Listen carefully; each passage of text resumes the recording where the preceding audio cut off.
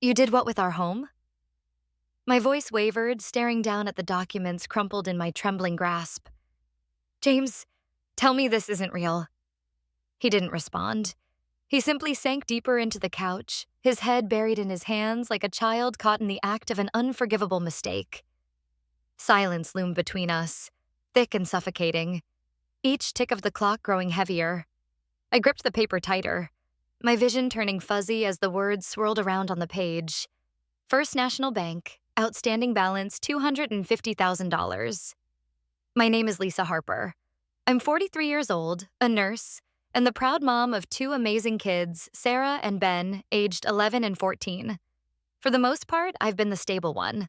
Always there, always strong, the anchor everyone turned to.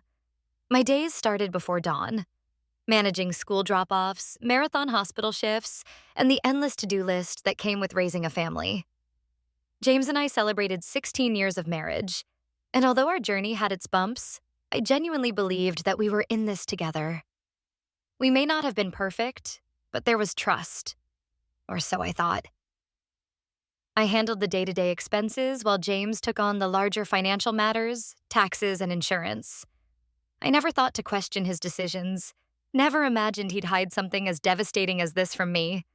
But that day, everything changed. It all began when I stumbled upon a letter nearly buried beneath a mountain of unopened mail. I'd been tidying the kitchen after dinner, fretting over James's habit of letting important papers collect dust.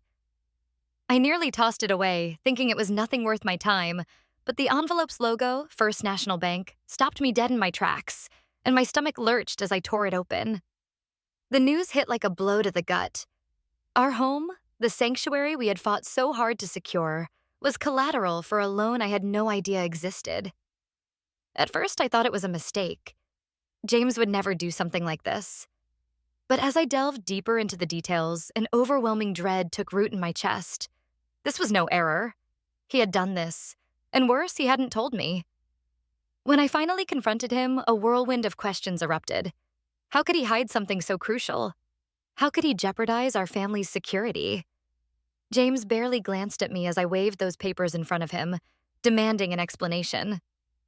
"It's not what you think," he mumbled, practically inaudible. "Then what is it?" I snapped back. "From where I'm standing, it looks as if you've mortgaged our home without my knowledge. Do you even realize what this means?" He released a long, shaky breath before finally meeting my eyes. "I didn't have a choice, Lisa. I was in a tight spot." I froze. A tight spot? What could justify such a reckless decision? He faltered, and in that moment, a realization settled over me like a fog. The late nights, the evasive excuses for why he missed our child's soccer games, it all clicked into place. "Is it the gambling, isn't it?" My voice barely rose above a whisper. His silence was all the confirmation I needed. We had been down this path before, years ago, when our son Ben was still a baby. At that time, James lost a significant portion of his paycheck on college basketball wagers. I caught him when our credit card debt spiked, and he promised it was a one-time lapse in judgment, vowing it would never happen again.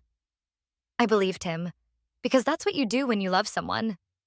You trust them, even when it's hard to. But this was on a different level. This was our home, our lives at stake.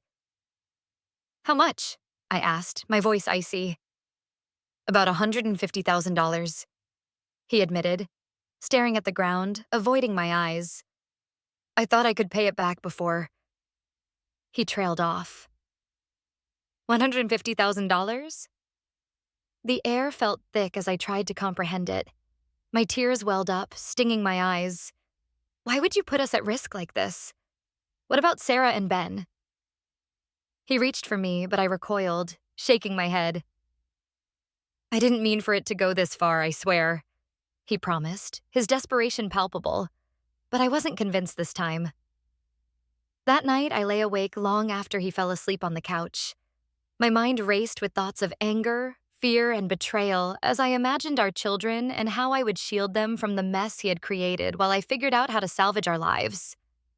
By dawn, I made a decision. I couldn't wait for James to fix this.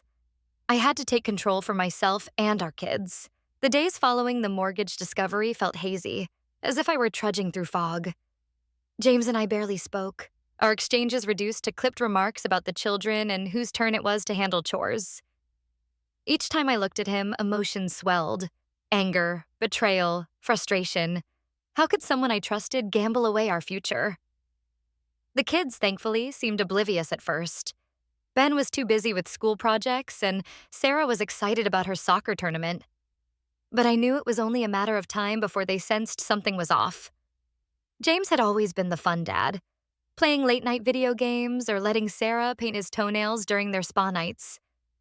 Recently, though, he had become distant, his mind elsewhere, and I could see the confusion in our kids' eyes.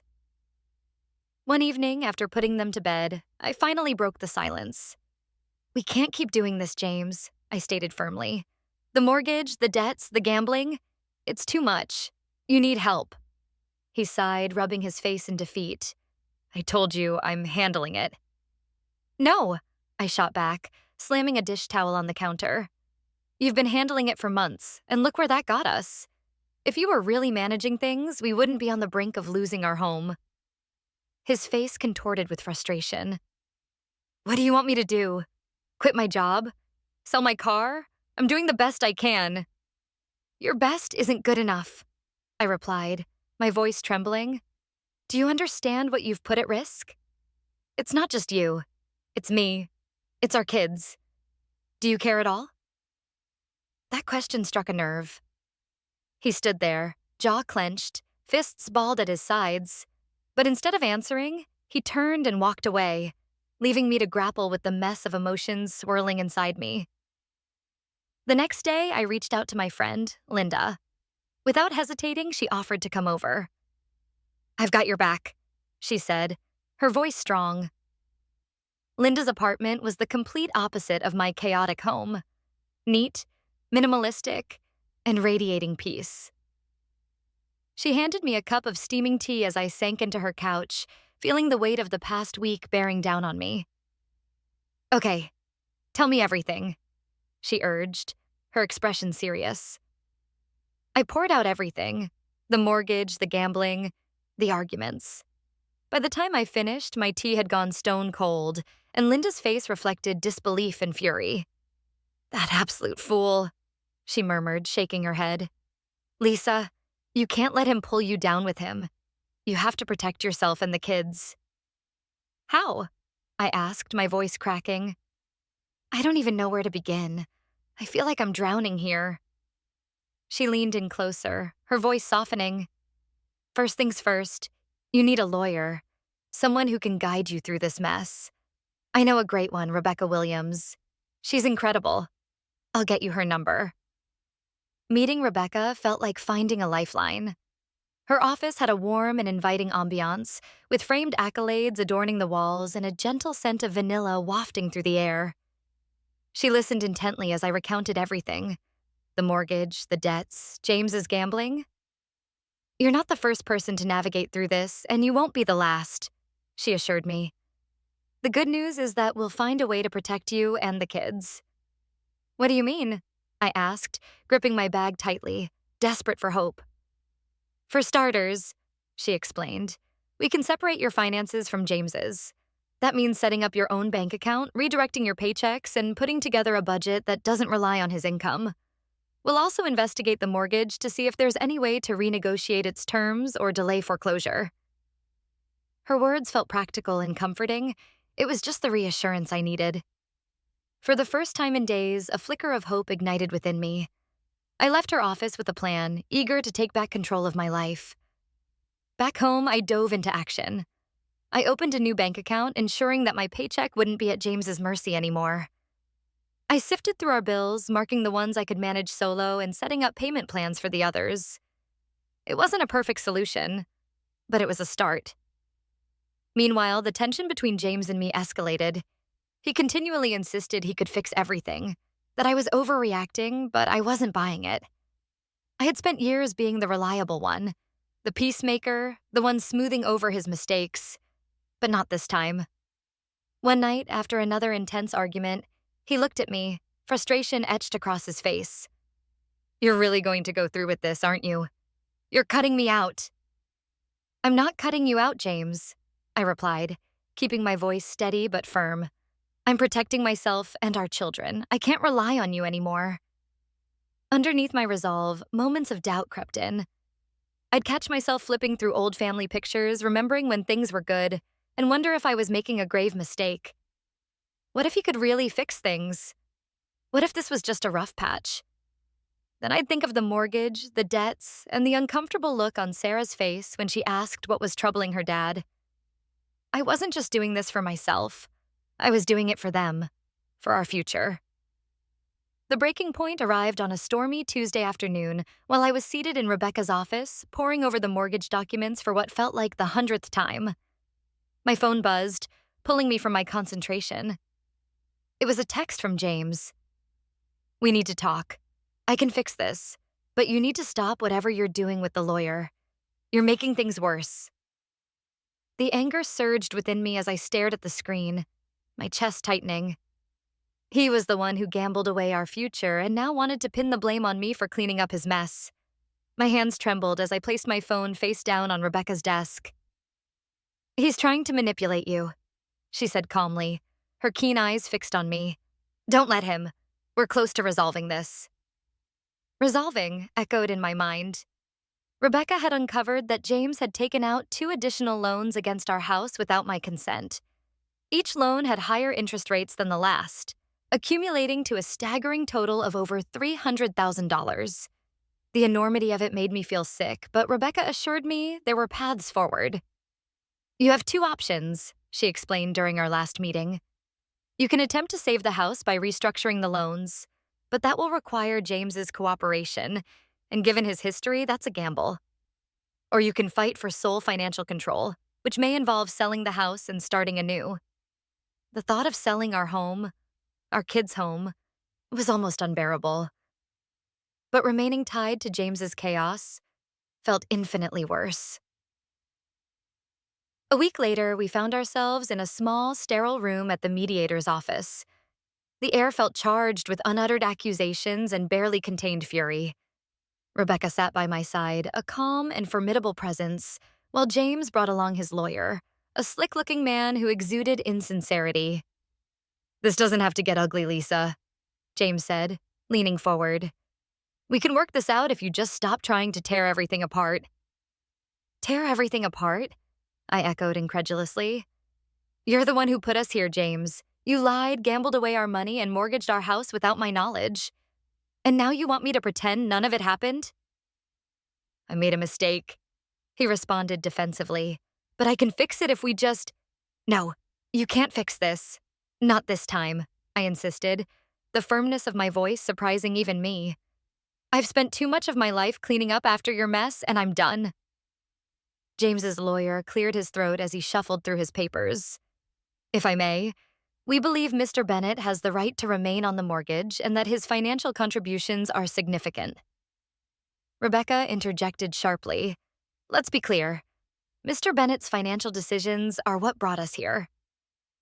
My client has evidence that he took those loans without her knowledge, violating their joint finances and putting their children's home at risk. If we're discussing rights here, Mrs. Harper has every right to protect herself and her family from further harm." His lawyer faltered, growing increasingly uncomfortable under Rebecca's piercing gaze. James, however, looked furious.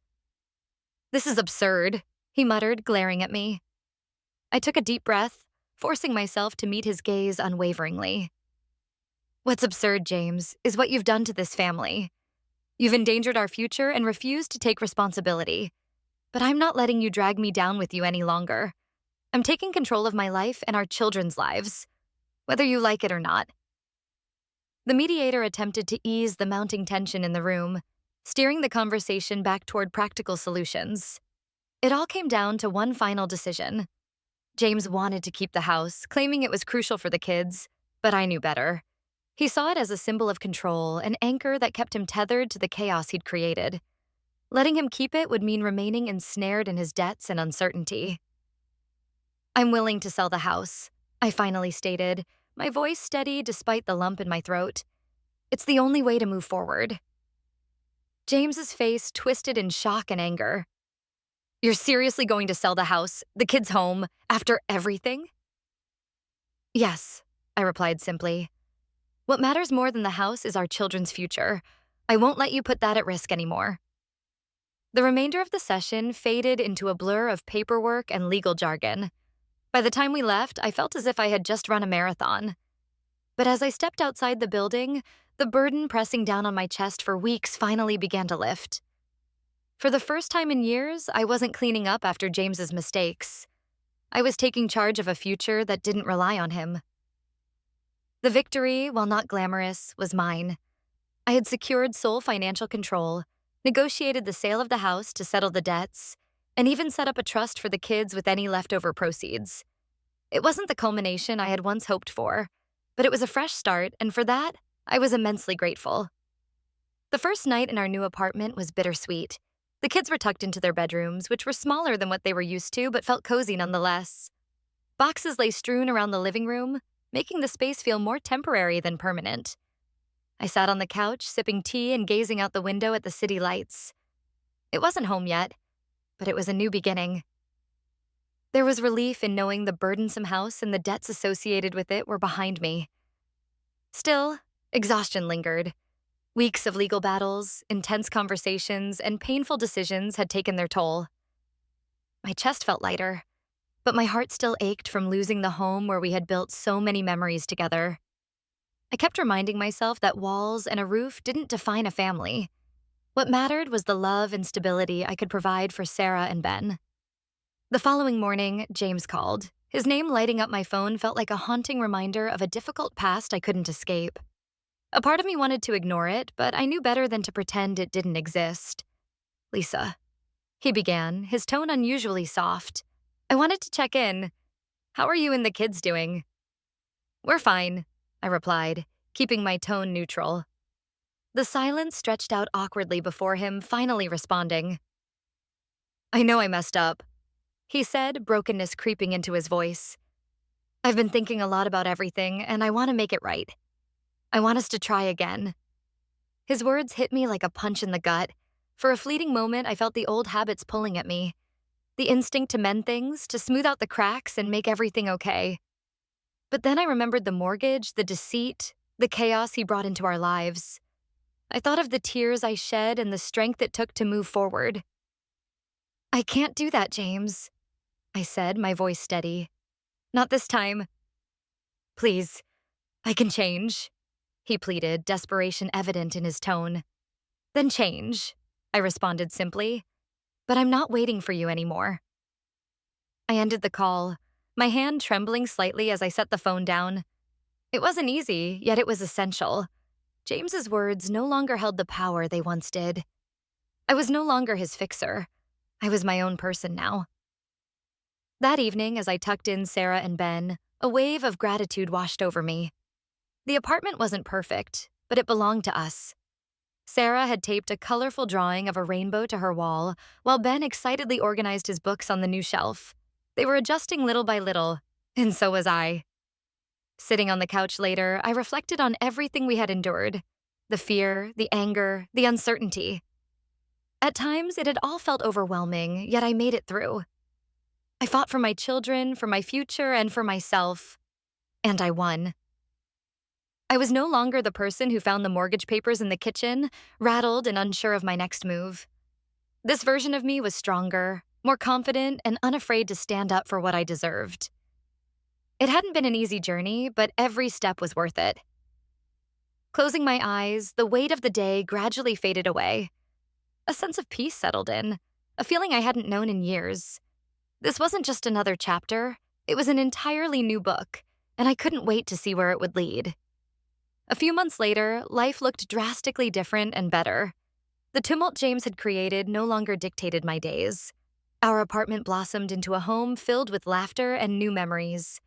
Sarah had created a mural on her wall using rainbow-colored handprints, while Ben dabbled in baking, proud to present his latest batch of cookies after school.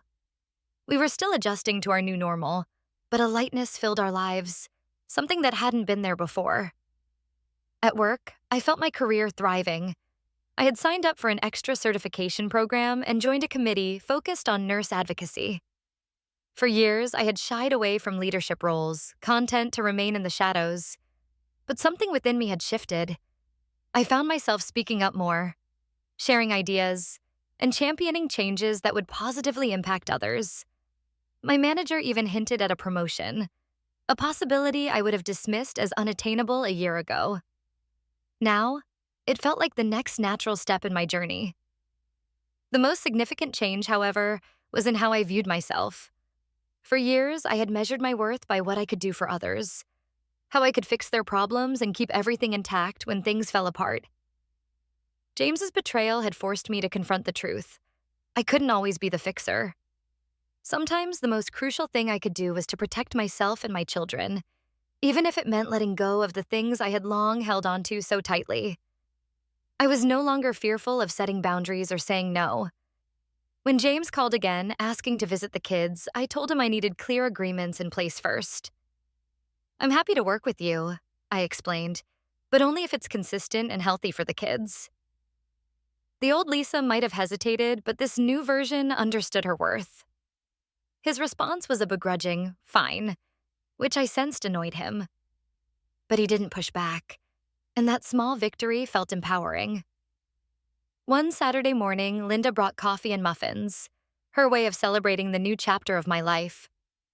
"Look at you, living your best life," she exclaimed, raising her cup in a mock toast. I laughed, letting the truth of her words sink in. It didn't feel like my best life yet, but it felt solid, peaceful. "Finally putting yourself first?" Linda said, giving me a knowing look. "About time, don't you think?" I smiled, realizing just how overdue this change was. For years, I had lost myself in everyone else's needs and expectations. But now, I was learning to trust myself, advocating for what I wanted, and believing that I deserved a good life. Not just for my kids, but for myself. That evening, as I sat on the balcony with a glass of wine, I allowed myself to feel proud. Proud of the battles I had fought and the ones I had chosen to walk away from. Proud of the life I was building. Not the one I had planned, but a life that felt honest and real. The road ahead wouldn't be perfect. I knew challenges lay ahead. But at this moment, I felt ready to face them. This was my life, reclaimed and rebuilt, and it was just getting started. The following weeks unfolded like a whirlwind. Each day felt like a fresh challenge, but I approached them with renewed resolve. I structured our life in a way that created a sense of normalcy for Sarah and Ben. I involved them in household decisions, encouraging them to express their opinions while reminding them that their feelings were valid. Together, we decorated their new rooms with their personal touches. Sarah's wall blossomed with hand-painted rainbows, and Ben crafted a mini library with his favorite books. One afternoon, as we sat in the living room putting together a jigsaw puzzle, Sarah looked up from the scattered pieces. "Mom, are you sad about the old house?" Her question hung in the air, heavy yet innocent. The old house had been the backdrop to so much of our lives. It was where we celebrated birthdays and holidays, where we laughed and cried, but it was also a place filled with too much baggage now. I understood her sentiment completely. It was hard to leave behind the familiarity of it all. "It's okay to miss it, sweetheart," I replied, forcing a smile. "But we have a chance to create new memories here." Ben chimed in. "What if we have a party to celebrate the new home?" His enthusiasm warmed my heart. "That's a fantastic idea, Ben. What kind of party should we plan?" "We could get balloons and cake," Sarah suggested, her eyes lighting up with excitement. As the days progressed, I noticed a newfound acceptance settling in between the three of us. We began visiting local parks, discovering our new neighborhood, and meeting friendly faces. Whenever we explored the streets, our laughter echoed off the walls, filling our lives with joy again. Each trip felt like a step toward healing. My job also brought added stability. With my newfound confidence, I took on new projects at work and was encouraged by my colleagues. I often collaborated with other nurses, brainstorming ideas to improve patient care. My manager recognized my hard work, and I was invited to participate in meetings where I could voice my ideas and suggestions. Gradually, my fears about leadership began to dissipate. One Friday afternoon, I was preparing for the weekly team meeting when I received an email from my manager, Sarah Lawson, requesting a private chat. Anxiety bubbled up within me as I entered her office. You wanted to see me? I asked, trying to mask my nerves. Absolutely, Lisa. Please take a seat, she said, motioning for me to sit down. I wanted to talk about your recent performance and contributions. My heart raced as I listened intently.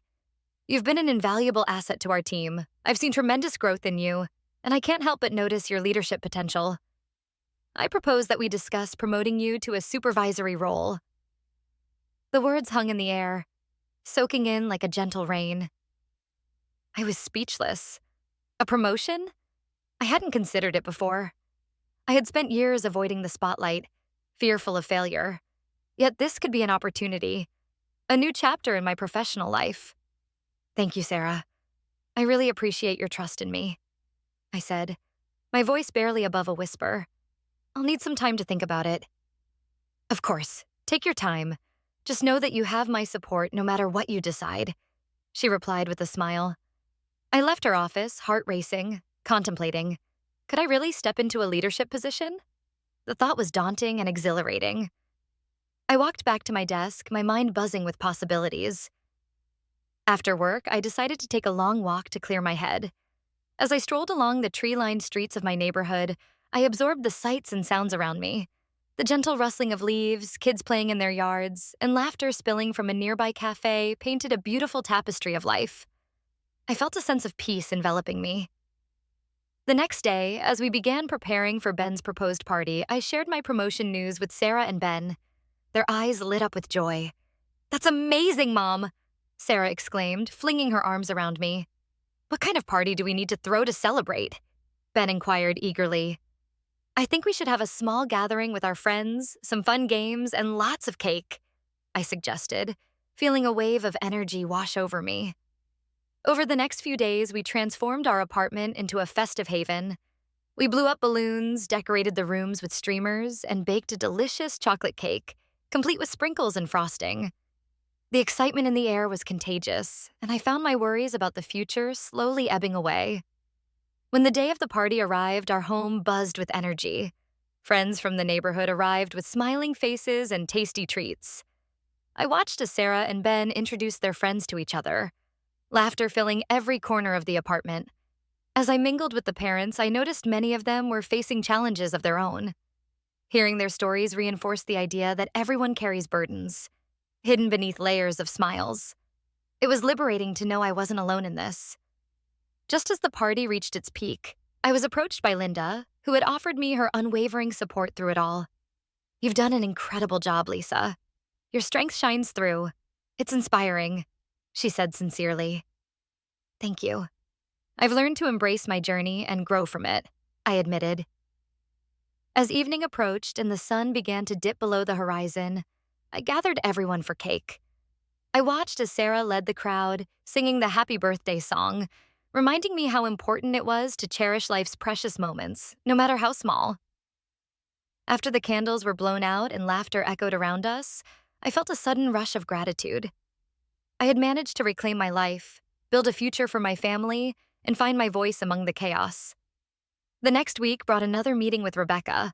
I walked into her office, carrying hope and determination with me.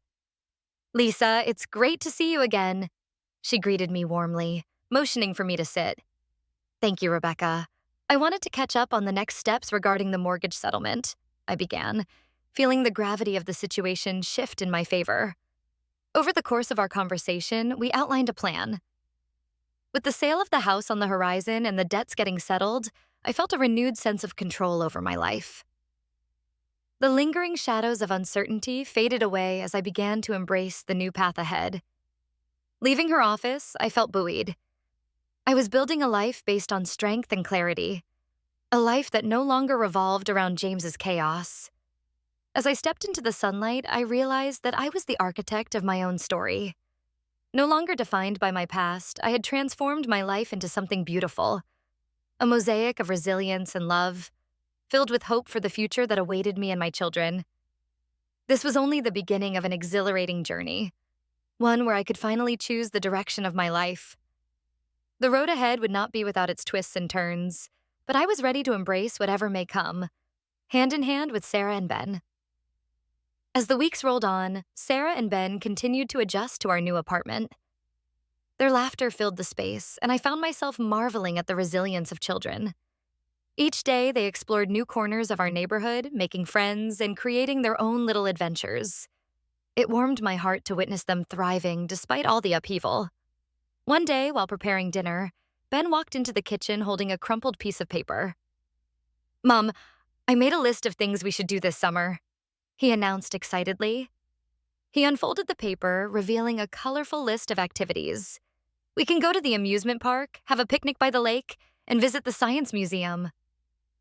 I smiled, leaning down to look at his handwritten notes. "These all sound fantastic, Ben. I love how you're planning our summer." "Can we start with the lake?" he asked eagerly. "Absolutely, we can make it a family day," I replied, feeling a swell of joy. Planning outings together reminded me that despite everything, we could still create new memories, ones that would shape our lives moving forward. That Saturday, we packed a picnic basket filled with sandwiches, fruit, and snacks, and headed to the lake. The sun shone brightly as we set up our blanket near the water, the gentle breeze making it feel like a perfect day. As I watched Sarah and Ben race each other to the shore, my heart swelled with happiness. Moments like this felt almost sacred, an affirmation that life would indeed go on, and we would be all right. As we enjoyed our picnic, I noticed the sun glistening on the water, casting beautiful reflections. It was serene, almost magical, and I took a moment to breathe in the beauty around me. "Let's take a family photo," I suggested, pulling out my phone. We gathered close, arms around each other, and smiled brightly into the camera. The image captured a snapshot of our happiness, a stark contrast to the chaos we had recently endured. Later that evening, as we drove home, the kids chattered about their favorite moments of the day. Hearing their laughter brought an overwhelming sense of relief. It was a reminder that despite all the turmoil, we were moving forward. In the days that followed, I continued to focus on both my family and my career. I committed to taking on leadership responsibilities at work, knowing that this was an opportunity to showcase my strengths. With each project, I grew more confident, earning respect from my colleagues as I shared innovative ideas and fostered teamwork. I felt invigorated, and it dawned on me how much I had transformed since that day I discovered the mortgage documents. One afternoon, while reviewing patient care reports, I received an email notification. It was from Sarah, my manager at work. "Lisa, can you stop by my office? I'd like to discuss something important." My heart raced as I made my way to her office, recalling the prior meeting where she had suggested a promotion. "Thanks for coming, Lisa," Sarah said, her expression warm yet serious. "I wanted to talk about a potential leadership opportunity. We're looking to create a new role focused on improving patient care coordination, and I think you'd be a fantastic fit." "Wow, I'm honored you thought of me," I admitted, trying to contain my excitement. "What would that role entail?" "We need someone who can oversee our nursing staff, ensure effective communication between departments, and drive initiatives that enhance patient experiences. You've consistently shown great insight, and I believe you have the skills to lead this project." I took a deep breath, feeling the weight of her words. "I'd love to. It aligns perfectly with my passion for patient care," I responded with genuine enthusiasm. "Excellent. Let's work on the specifics together," she replied, beaming. As I left her office, I felt an overwhelming sense of accomplishment. I had not only survived the turbulence in my life, but had emerged stronger and more determined than ever. The following week, I focused heavily on developing a plan for my new role. I started gathering input from my colleagues, brainstorming ideas on how to optimize our processes. I wanted to create a nurturing environment for both staff and patients. One evening, after a long day at work, I joined Sarah and Ben in the living room, where they were playing a board game. "Mom, come join us," Sarah called, waving me over. "I'd love to, but I have to finish some work first," I replied, trying to balance my responsibilities. "Your work will always be there," Ben chimed in. "Games are more fun with you." His words struck a chord within me. I set my laptop aside and joined them on the floor, thankful for their reminder. We played and laughed late into the night, and for that moment, everything else faded away. My job, the responsibilities, and the worries. In between the board game and their chattering voices, I experienced a sense of gratitude. I cherished this newfound balance between work and family. It wasn't just about me anymore. It was about creating a harmonious environment that fostered growth and happiness for all of us. As summer continued, we planned more outings, beach days, trips to amusement parks, and visits to the science museum Ben had suggested. Each outing solidified our bond and offered the kids a chance to escape from their worries. One day, while walking through the science museum, I watched Ben's eyes light up as he interacted with the exhibits. It filled me with joy to see them both thriving, their fears and uncertainties dissipating like morning mist. Amidst all the laughter and joy, I still took time to reflect on my journey. The challenges I faced had shaped me into the person I had become. I was no longer defined by the fear of the past, but rather by my determination to look forward. Whenever doubts crept in, I reminded myself that I was the one who had taken charge of my life, navigating through the struggles and emerging victorious. Eventually, the end of summer approached.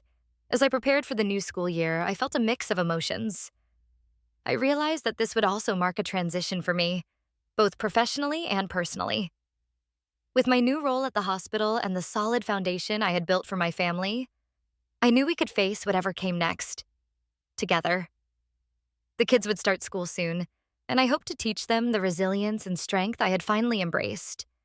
I wanted them to grow up confident and courageous, understanding that it's okay to stumble, but important to always rise again. One evening after dinner, I gathered the kids on the couch. As we prepare for school, I want to remind you both how proud I am of you, I said, my voice filled with warmth. You have handled everything with so much grace, and I believe in you both. Thanks, Mom. We'll do our best, Sarah promised, and Ben nodded enthusiastically. With that, I felt a renewed sense of hope. We were stepping into the next chapter of our lives, and I couldn't wait to see what it held for us. Embracing the unknown felt exhilarating. After all, we were a family, and together we could overcome anything that would come our way.